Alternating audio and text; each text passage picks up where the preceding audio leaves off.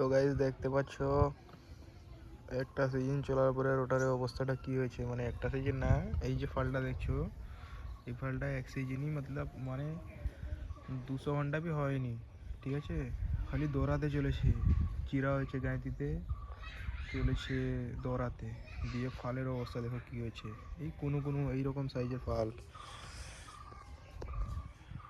ঠিক আছে। আর ওদিকে রাখা আছে নতুন যে রোটারটা, ওটা ওদিকে রাখা আছে, ওই যে এখন গাড়ি বর্তমানে বন্ধ, কিউকি বাদামের কাজটা শেষ হয়ে গেছে, কাদার কাজটা শুরু হবে, ঠিক আছে। আর ধুলো দেখো কি পরিমাণে ধুলো রোটারের উপরে।